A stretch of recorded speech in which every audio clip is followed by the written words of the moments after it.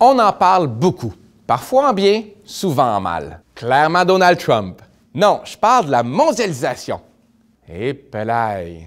Et malgré tout le mal qu'on peut en dire et une couverture médiatique souvent négative, beaucoup de gens continuent de croire qu'au final, ça a amené plus de positif dans nos vies que de négatif. Mais là, tu parles de Donald Trump. Non, je parle encore de la mondialisation.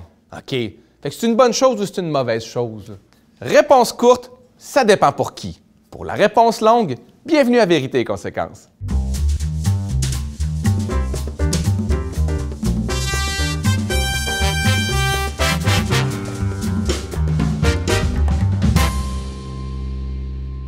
La mondialisation est un phénomène complexe qui se caractérise par l'accroissement des échanges de biens, de services, de capitaux et de connaissances entre les différents pays du monde. Même si le phénomène date de plusieurs siècles, on peut observer une intensification de la mondialisation depuis une trentaine d'années avec l'augmentation du nombre de zones de libre-échange. OK, parfait. Fait que c'est-tu bon ou mauvais la mondialisation? Ben, si tu travailles dans le secteur manufacturier, celui de la fabrication ou la transformation de biens, c'est plus difficile. Malgré les récentes joies de Donald Trump qui soulignait la création en février de 31 000 emplois dans le domaine manufacturier, la tendance reste la même. Ça ne va pas très bien pour les gens qui fabriquent des choses. C'est un secteur qui a subi énormément de pertes d'emplois dans les dernières années.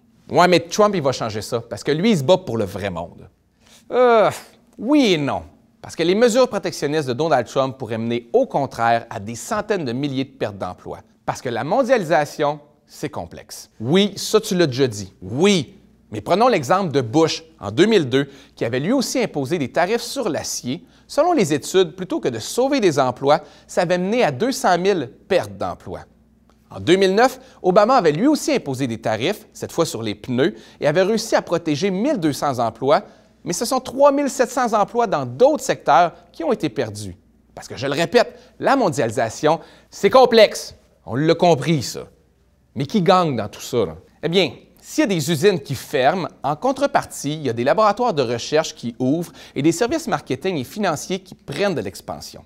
Parce que si l'économie en général gagne, les travailleurs qualifiés aussi. Maintenant, tous les changements dans nos économies ne sont pas uniquement dus à la mondialisation. Certaines études montrent que 85 des pertes d'emplois seraient plutôt attribuables à la technologie.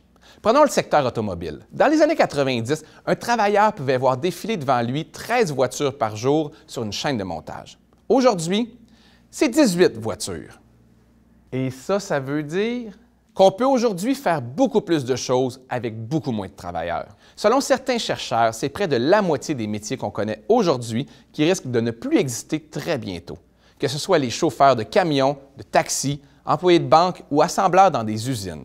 Par contre, l'emploi le moins menacé de disparaître selon eux, psychologue. Est-ce que tu es en train de bouder? Je boude pas, je suis découragé. Ça te prendrait un psychologue. Cela dit, c'est pas nouveau comme phénomène. Laisse-moi te parler des découpeurs de glace. Dans les années 50, au Québec, certaines personnes gagnaient leur vie à découper des morceaux de glace qu'ils allaient ensuite livrer chez les gens. Un métier qui a aujourd'hui disparu avec l'apparition des réfrigérateurs. Alors, si vous m'écoutez présentement de la maison, allez dans la cuisine, allez voir votre frigidaire, puis dites-lui « voleur de job ». C'est bien beau tout ça, là, mais on fait quoi avec tous ces gens-là qui vont se retrouver pas de job? Ce qu'on doit surtout pas faire, c'est les abandonner. Pourquoi? Parce qu'ils risquent d'être en colère, puis je vous rappelle qu'ils ont des pics à glace, ce qui est un très mauvais mélange. C'est d'ailleurs ça à quoi on assiste aux États-Unis, où la colère et le ressentiment de ceux qui se sentent laissés pour compte se transforment souvent en racisme et en sexisme. Selon les économistes, et je répète, c'est selon eux, pas selon moi, parce que moi, je connais rien là-dedans.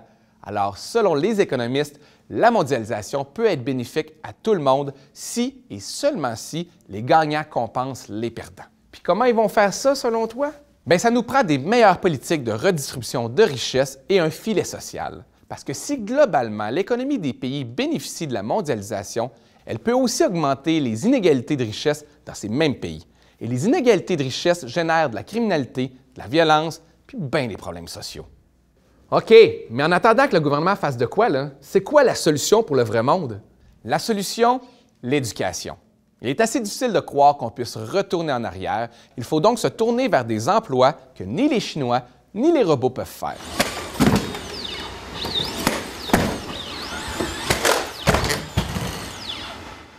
Bonne chance!